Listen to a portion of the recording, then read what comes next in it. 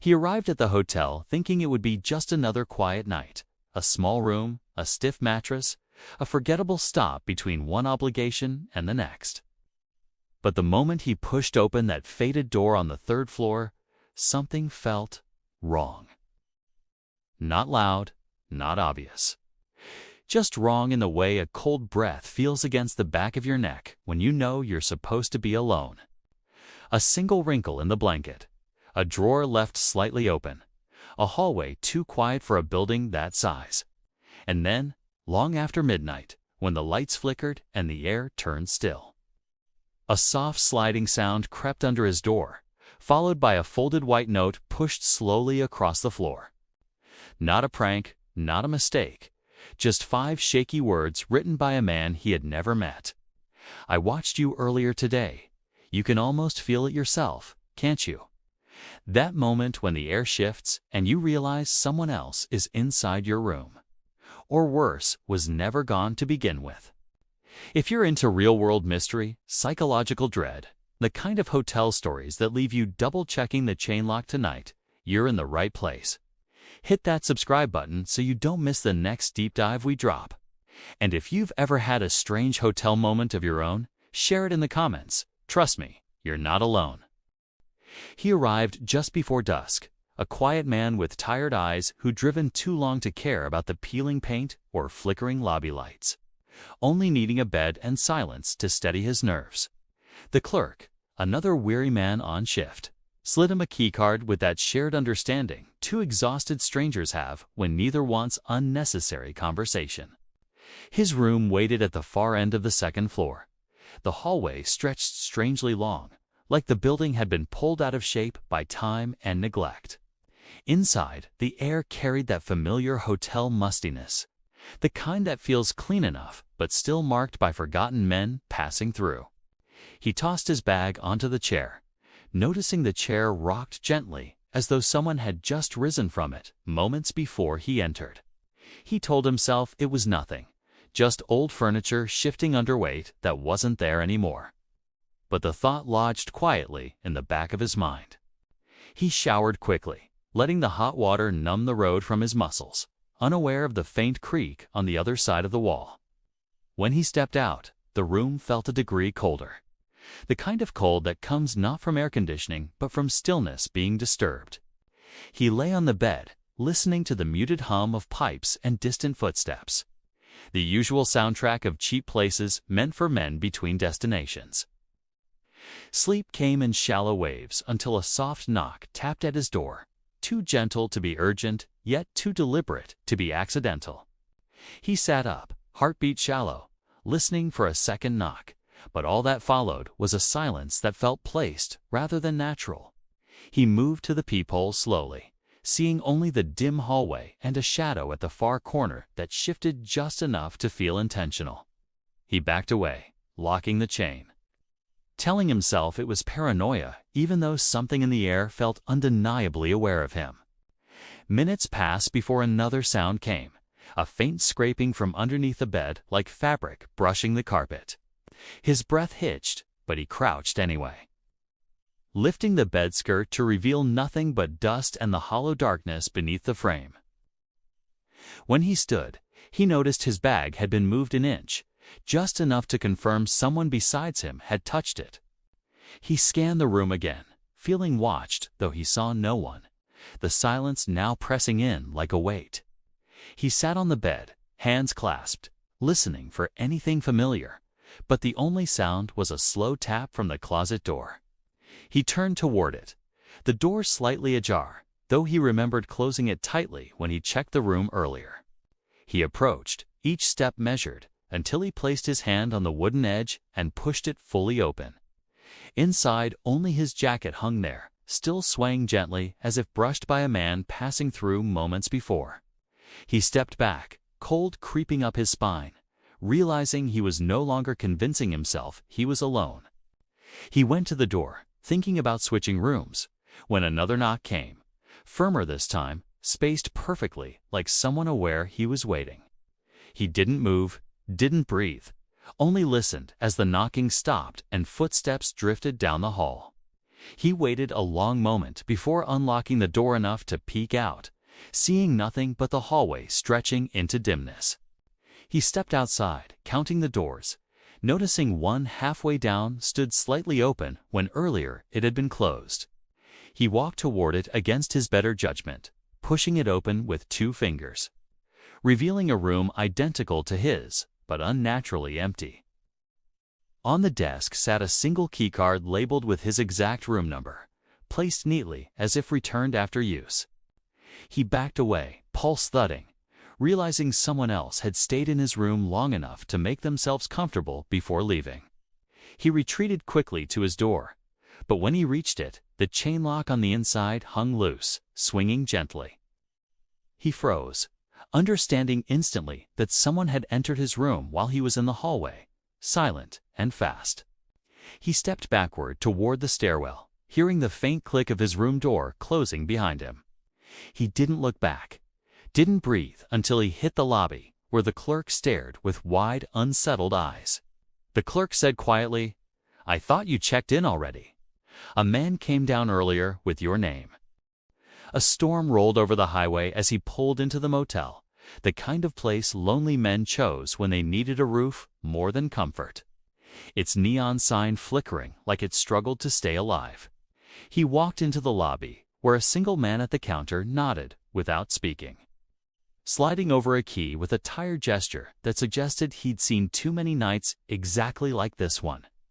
His room sat on the first floor, door crooked in its frame, carpet damp from humidity, and walls yellowed from years of men passing through and leaving nothing but silence behind. He sensed something unusual immediately, a strange pressure in the air. Like another man had been there just moments before and left his presence behind like heat lingering on a cooling stove. He closed the door, tossed his jacket on the chair, and noticed the chair legs dragging faintly on their own, shifting an inch as if someone had pulled it and stepped away. He checked the bathroom, the closet. Beneath the bed routine habits for travelers who'd slept in too many unfamiliar rooms, but the air held that unmistakable tension of unseen company. After a quick shower, he stepped out to find his boots repositioned neatly beside the window, perfectly parallel, though he knew he'd left them tipped over from exhaustion earlier. He locked the deadbolt, set his phone on the nightstand, and lay back on the bed, trying to pretend he couldn't feel eyes on him, even though logic said he was alone. The storm outside intensified, thunder rolling across the roof, each blast masking subtle noises inside the room that didn't belong to wind or faulty pipes. He heard a faint exhale near the corner, a low, tired breath like a man sitting after a long shift, steady and patient, unbothered by being noticed. He sat up slowly, watching the shadows stretch along the wall. Noticing one remained still when the lightning flashed an outline shaped like a man crouched near the dresser. He stood carefully, each step measured, and approached the corner with a mix of disbelief and fear, only to find nothing except the heavy scent of worn clothes and stale sweat. He backed away, confused, but the sense of presence grew stronger, as if whoever occupied that corner simply shifted positions without revealing himself. He returned to the bed and watched the doorknob twitch once. A small, metallic movement, too deliberate to be a draft or faulty mechanism. When he approached the door, the knob became still, but another sound rose behind him. The soft slide of the dresser drawer opening on its own, wood scraping against wood. He turned sharply and saw the drawer halfway open. One of his shirts pushed aside like someone had rummaged through it with rough, impatient hands. He stepped closer, heart racing, and noticed fingerprints on the drawer's edge stamp. Wide, unmistakably belonging to a living man, not something imagined in a restless moment. He snapped the drawer shut and backed toward the wall, refusing to turn his back, eyes darting between the door, the window, and the shifting shadows along the floor. The lights flickered, and in that brief strobe of electricity, a silhouette appeared by the bathroom door, a tall, broad shape lingering like a man waiting his turn to speak. When the light steadied, no one stood there, yet the bathroom door now slowly eased shut. as though nudged by a hand that didn't bother hiding. He retreated to the hallway, flinging the door open and stepping out. But the corridor was empty, the air oddly warm, as though someone had just walked through minutes earlier. He hurried to the lobby, where the clerk glanced up with uneasy recognition, eyes darting toward the hallway as though he expected someone else to follow behind. He said softly that the last occupant of that room, a solitary man like him, had checked out late, leaving behind only cigarette burns and a lingering odor the cleaners couldn't remove. But the clerk hesitated before adding that earlier that month, someone had reported hearing a second man inside the same room, breathing heavily and pacing near the window. He tried switching rooms, though the clerk's face tightened as if wanting to warn him of something, but instead simply handed over another key without further explanation. In the new room, he placed his bag on the bed and listened to the hum of the worn air conditioner, relieved to feel alone, if only temporarily. But moments later, he heard footsteps outside. Slow, heavy steps belonging to a man who knew exactly where he was going, pausing directly in front of the door. The footsteps stopped, replaced by breathing calm, steady, and patient as if the unseen man simply stood there waiting for him to approach the door. He held his breath, waiting for a knock or the rattle of the handle, but neither came, only the faint drag of something scraping gently against the doorframe. Eventually, the breathing faded, his footsteps receding down the hallway in a soft rhythm that suggested familiarity with every board beneath his shoes. He opened the door a crack and looked out, seeing no figure, no shadow, only a damp footprint on the carpet, facing his room as though someone had stood there for a very long time. He closed the door slowly, realizing the man who checked in twice had never truly checked out and was still wandering the motel halls, choosing rooms without warning. He arrived at the lodge long after midnight, the mountains swallowing the last of the daylight. The building sitting crooked against the ridge, like it leaned away from something unseen in the trees. The man at the front desk barely glanced up, sliding over an old brass room key with a shaky hand, whispering a quick warning about the power flickering during storms. His room sat at the top of a narrow staircase, the wood groaning beneath each step as though the building disliked the weight of new footsteps. Inside, the scent of pine and dust mingled, comforting at first, until he noticed the faint smell of sweat, as if another man had sat in the room moments before he arrived. He placed his bag on the bed, hearing the bed springs groan twice, once for the weight of the bag, and once again for something he couldn't see. He checked the window, noticing fingerprints on the glass facing outward, spaced wide like a man had pressed both hands against it while staring into the valley. He shrugged it off, blaming previous guests, though the prints felt fresh, not smudged by age or cleaning attempts. He stepped into the bathroom and froze when he saw the shower curtain sway slightly, the motion slow and deliberate, like someone stepping aside. He yanked it open, finding nothing, but the mirror behind him fogged lightly, even though the room was cold and the shower hadn't run. He wiped the mirror and saw behind him the wooden closet door shifting open an inch, revealing only darkness inside. He approached slowly, every step cracking on the old floorboards, heart-building pressure against his ribs as the closet door opened another inch on its own. He swung it wide, finding nothing but an old coat hanger, gently swinging as though brushed by a passing shoulder. He tried to steady himself by unpacking, but each folded shirt he placed in the drawer seemed to move slightly out of place the moment he looked away. He sat on the edge of the bed, listening as the wind outside grew louder, though a deeper sound rose beneath its low, steady breathing from inside the room. He stood, scanning the shadows, catching a faint outline by the dresser, tall and unmoving, like a man watching him without a face. Lightning flashed, and the outline vanished, leaving the dresser drawer slightly ajar, even though he hadn't touched it. He closed the drawer carefully, hearing footsteps above him, even though the lodge only had one floor, every step rolling across the ceiling like heavy boots. He grabbed his jacket and moved toward the door, but the handle twisted sharply before he reached it.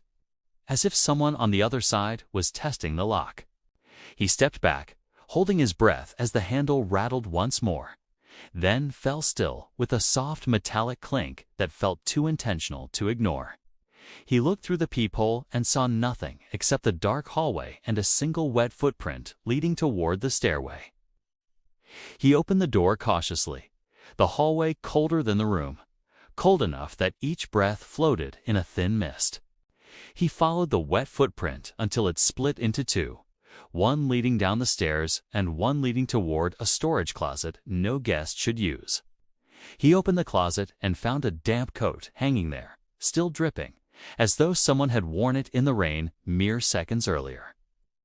He touched it and recoiled. It was ice cold, the kind of cold that felt like it came from bones, not weather. He backed away slowly, returning to his room, only to find the door slightly open, even though he knew he had locked it tightly. He entered cautiously, noticing the bed now sunken on one side, an impression of a man lying there moments before he returned. He turned toward the window and saw it open. Curtains pulled inward, as though someone had slipped out moments ago onto the narrow balcony. He stepped outside, scanning the dark ridge, hearing breathing again, not from behind, not from beside him, but from beneath the wooden planks under his feet. He knelt slowly, peering through the cracks, seeing a shadow shift beneath the balcony like a man crawling on the beams, waiting for him to step closer. He backed into the room, slamming the window shut, turning to find a shape standing in the far corner, broad shoulders, lowered head, unmoving except for slow, deliberate breathing. Lightning flashed again, and the shape dissolved into darkness, leaving behind only the damp trail of footprints leading to the bed. He checked into the coastal motel just after sunset, the building sitting crooked along the shoreline, its chipped blue paint reflecting the last orange light as the waves crashed too loudly for such a calm evening. The man at the front desk handed him an old metal key, warning him the upper rooms sometimes creaked from the wind. Though the man's uneasy eyes suggested the wind wasn't the real issue, his room was on the far corner, the balcony overlooking the dark ocean. Every wooden step bending under his weight like it remembered someone heavier walking the same path recently. He entered the room, noticing the faint brine smell mixed with something else, sold sweat and cologne, the scent of a man who lingered too long before leaving. The curtain swayed even though the window was shut tight, moving like someone had brushed past it only moments before he stepped inside. He set his bag on the bed and froze when the headboard let out a soft knock against the wall, as if someone stuck behind it had gently tapped for attention. He stepped closer and pressed his ear to the wall, hearing faint, rhythmic breathing on the other side, too slow and deliberate to belong to pipes or settling wood. He backed away slowly, eyes drifting to the bathroom door, now slightly open, revealing darkness inside, even though he remembered leaving it fully closed. He pushed the door with one finger, watching it drift inward without resistance, the motion feeling too smooth for an old motel hinge. Inside, the mirror was fogged lightly despite no shower running, and in the fog appeared the faint outline of broad shoulders, as if a man had stood there moments earlier. He wiped the mirror quickly, finding the room empty, but the temperature had dropped enough for his breath to show faintly in the cold air. He stepped back into the room just in time to hear the closet door creak open behind him, slowly, like someone inside wanted him to notice. He approached cautiously, every footstep feeling heavier as if the floorboards pulled his weight downward, urging him not to continue. He swung the door open, expecting old blankets or forgotten hangers, but found instead a single boot print on the closet floor, facing outward toward him. He touched it lightly. It was damp, the kind of damp that came from someone walking directly out of the ocean. He retreated to the balcony for air, sliding the door open, only to find fresh, wet footprints leading across the wooden planks directly toward the railing. He leaned over the railing, hearing the waves crash. But another sound overlapped, a man's slow inhalation rising from directly below where he stood. He looked down and saw nothing but shifting shadows, though the breathing grew louder, matching the rhythm of the tide in unsettling harmony. He rushed back inside, locking the balcony door, only to hear a soft thump against the wall as though something had climbed beneath the boards. He stepped backward as the room lights flickered, revealing for a split second a tall figure by the window, water dripping from shoulders that disappeared when the lights steadied. He grabbed his jacket, deciding to leave immediately. But the doorknob twisted slightly before he reached it, like someone outside was testing whether he'd locked it. He froze, listening as a knuckle tapped the door, one soft, measured, familiar, then dragged slowly down the wood in a long, deliberate stroke. He looked through the peephole and saw no one, but the hallway carpet was soaked in a single footprint trail leading straight toward his door. He opened the door a crack, heart pounding, and saw a man's wet jacket lying abandoned on the ground, sleeves stretched as if torn off in a hurry. He nudged it with his shoe, realizing it was still warm, carrying the heat of someone who had worn it less than a minute ago. He backed away, leaving the jacket behind, and moved down the hall. Hearing footsteps follow him from around the corner, heavy, dragging, deliberate. He descended the staircase quickly, each step echoing louder behind him as though someone descended in perfect rhythm with him, only one floor above. He reached the lobby breathless, but the desk was empty, the chair overturned as if a man had left in a rush, abandoning whatever conversation he'd been part of. He stepped outside into the cold evening air, glancing back only once. Just long enough to see a wet silhouette standing on his balcony, unmoving, watching him leave.